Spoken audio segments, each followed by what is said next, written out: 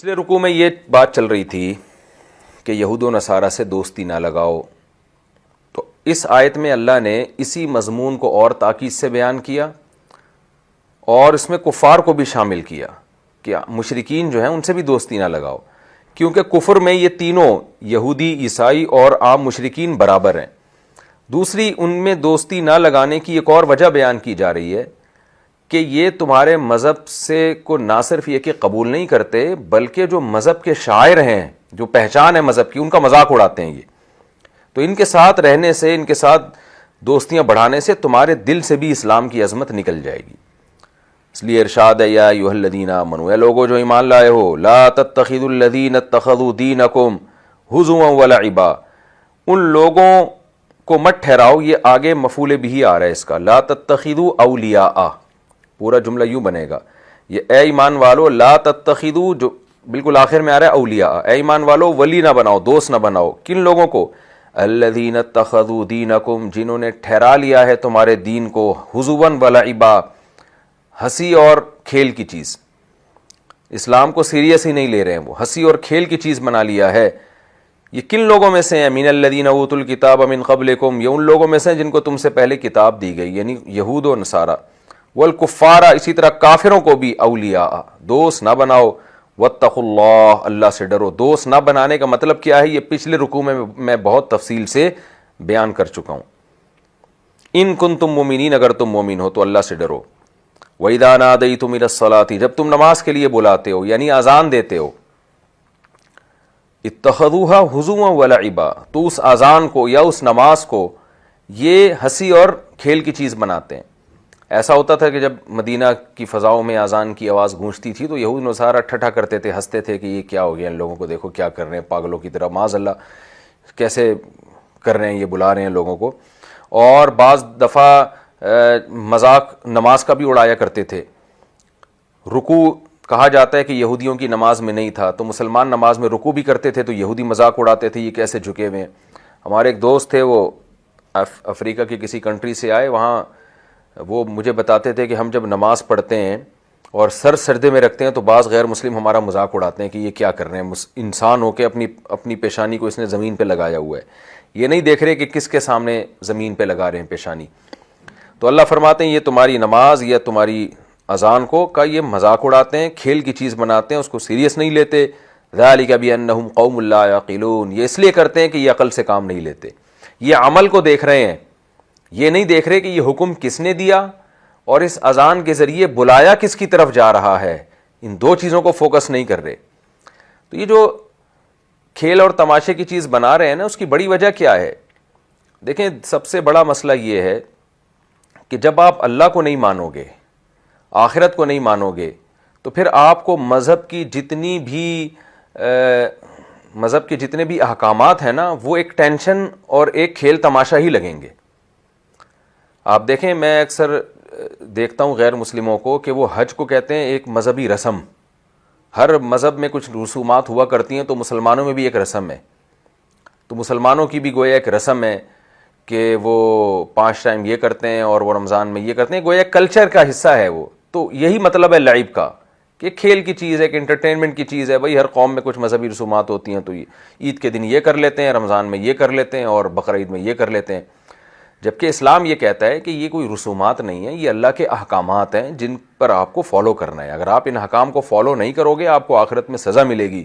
Follow کرو گے تو آخرت میں آپ کو ثواب ملے گا۔ تو اسلام کے ان مذہبی احکام کو آپ دیگر مذاہب کے ساتھ، دیگر مذاہب پر آپ اس کو قیاس نہیں کر سکتے۔ تو اذان ایک شاعر ہے، اللہ کی کبریائی فضاؤں میں گونجتی ہے، اللہ اس سے خوش ہوتے ہیں، لوگوں کو اللہ کی عبادت کے لیے بلایا جاتا ہے۔ تو اللہ فرماتے ہیں یہ چیز بِأَنَّهُمْ قَوْمٌ لَا يَعْقِلُونَ، ان میں عقل نہیں ہے، یعنی یہ اتنی گہرائی میں جا کے نہیں غور کرتے، عقل سے کام نہیں لیتے۔ قُلْ يَا أَهْلَ الْكِتَابِ، نبی سے کہا جا رہا ہے کہ آپ کہیں اہل کتاب کو کہ ہم چونکہ قرآن پر ایمان رکھتے ہیں، جس کی وجہ سے ہم اذان بھی دیتے ہیں، ہم نماز بھی پڑھتے ہیں، ہم حج بھی کرتے ہیں، اور جن چیزوں کا تم مذاق اڑاتے ہو، غیر مسلم بھی مذاق اڑاتے تھے، جو کافر یعنی کفار سے یہاں مراد جو مشرکین مکہ تھے۔ تو اللہ اہل کتاب سے کہہ رہا ہے کہ ہمارا تو جرم یہ ہے جس کو تم جرم سمجھ رہے ہو، کہ ہم قرآن پر بھی ایمان رکھتے ہیں اور اس سے پہلی کتابوں پر بھی، تمام پیغمبروں پر، ان پیغمبروں کی تعلیمات کو ہم فالو کر رہے ہیں. تو تھوڑی دیر کے لیے اگر اس کو جرم مان لیا جائے تو آؤ ہم تمہیں تمہاری قوم میں ایسے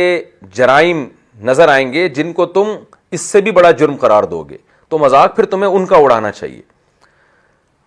تو ارشاد فرمایا قل یا اہل الکتاب, اے نبی آپ کہہ دیجئے اے اہل کتاب, هل تنقمون منا, تم ہمیں عیب تلاش کرتے ہو, ہمیں عیب دار بنانے کی کوشش کرتے ہو, الا صرف اس بیس پہ ان آمنا باللہ, کہ ہم اللہ پر ایمان لے آئے, وما انزل الینا, اس کتاب پر جو ہم پر نازل کی گئی, وما انزل من قبل, اور جو پہلے نازل کی گئی, اس کے علاوہ تمہیں ہم میں کوئی عیب نظر نہیں آئے گا. تو اصل میں تم اس کا مذاق اڑا رہے ہو. وَأَنَّ أَكْثَرَكُمْ فَاسِقُونَ, حالانکہ جبکہ تم میں سے بہت سے لوگ حد سے تجاوز کرنے والے, یعنی وہ اس پر بھی ایمان نہیں رکھتے, قرآن پر تو رکھتے ہی نہیں ہیں, تورات اور انجیل سے بھی وہ تجاوز کرتے ہیں. فاسق کا مطلب یہاں پر یہ ہر جگہ قرآن کی آیت کا مطلب نا سیاق و سباق کے حساب سے ہوتا ہے, یعنی تم تو یہاں بھی اعتدال سے متجاوز ہو, تم تو اپنی کتابوں پر بھی ایمان نہیں رکھتے, وہ بھی جب تک مانتے ہو جب تک تمہاری خواہشات کے مطابق ہو. قل هل انبئکم, اے نبی ان سے کہہ دیجئے کیا میں تمہیں نہ بتاؤں, بشر من ذالک, اس سے بھی برے اعمال, یعنی مسلمانوں میں تو تم کو یہ عیب نظر آ رہا ہے کہ وہ اذان دیتے ہیں, نماز پڑھتے ہیں, اور یہ سب چیزیں تمہیں بری لگ رہی ہیں, تو آؤ ہم تمہیں بتاتے ہیں اس سے بھی زیادہ برے اعمال تمہارے ہی بڑوں نے, باپ دادوں نے ماضی میں کیے ہیں اور اب بھی کر رہے ہیں. مصوبتاً عند اللہ, اللہ کے ہاں بدلے کے اعتبار سے, یعنی جن کا تم بھی مانتے ہو کہ بدلہ بہت ہی برا ملے گا, تو بدلے کے اعتبار سے جو برے اعمال ہیں وہ ان لوگوں کے اعمال ہیں جن پر اللہ نے لعنت کی. جیسے کہ قرآن میں بھی آتا ہے لعن الذین کفروا من بنی اسرائیل علی لسان داود, کہ بنی اسرائیل پر بھی لعنت کی گئی, یہودیوں پر داؤد علیہ السلام کی زبان. یہ بات عیسائی بھی مانتے تھے. وغضب علیہ, اور ان پر اللہ کا غضب ہوا, یہ تو یہود تھے جن پر اللہ کا غضب ہوا, اس کو عیسائی بھی مانتے تھے. تو یہ عجیب بات ہے کہ عیسائی یہودیوں سے تو بڑے اچھے تعلقات رکھے ہوئے, ان کا مذاق نہیں اڑا رہے, مگر مسلمانوں کی اذان کا اور نماز کا مذاق اڑا رہے ہیں. وجعل منہم القردۃ والخنازیر, اور اللہ ان لوگوں میں سے بندر اور خنزیر بھی بنائے ہیں. جیسے کہ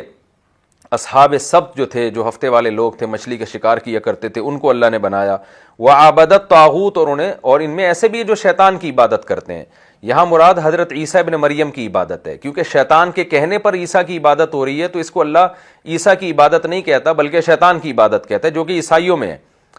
تو مذاق تو اس عمل کا اڑانا چاہیے, برا تو اس عمل کو سمجھنا چاہیے, اس قوم کو سمجھنا چاہیے جنہوں نے اپنے پیغمبر کو خدا بنا لیا, خدا کا بیٹا بنا لیا, جنہوں نے اپنے پیغمبروں کی ایسی نافرمانیاں کی کہ ہفتے کے دن مچھلی کا شکار کیا اور بہت سارے برے اعمال کیے. فرمایا اولئک شر, شر بھی جو ہے نا اس میں تفضیل ہے, اصل میں یہ تھا اشررو, اس کو پڑھا جاتا ہے شررو,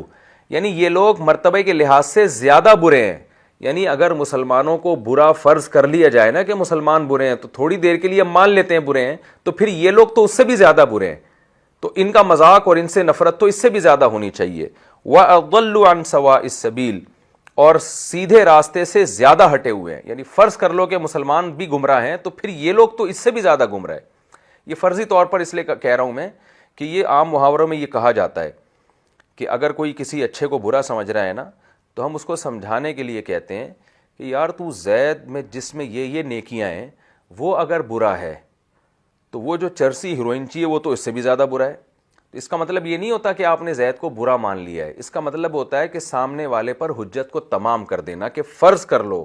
کہ یہ برا ہے, تو برائی کی وجہ سے اگر نفرت کی جائے گی تو وہ جو اس سے بھی زیادہ برا ہے اس سے کیوں نفرت نہیں کر رہے. اس کا مطلب تمہارا معیار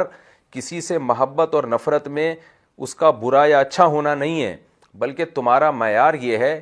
کہ جس سے محبت میں تمہیں دنیاوی فائدہ ہو, تمہاری عزت نہ جا رہی ہو, اس سے تم محبت کرتے ہو, اور جس سے محبت میں تمہارا نقصان ہو اس سے تم محبت نہیں کرتے. تو یہ مضمون سمجھانے کے لیے قرآن یہ تعبیرات استعمال کرتا ہے. Thanks for watching. Don't forget to like, comment, share and subscribe to Mufti Tariq Masood, famous scholar.